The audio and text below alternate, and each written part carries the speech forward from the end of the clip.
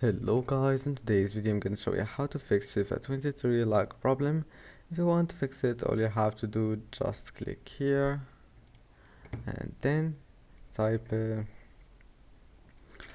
background apps, and after that turn off this option and now close it, and then type here device manager, and now once you're here, go to display adapters and make sure to update all the drivers here and display adapters.